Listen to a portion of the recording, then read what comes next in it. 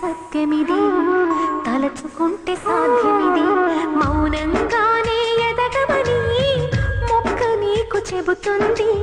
ఎదిగిన కొద్దీ ఒదగమని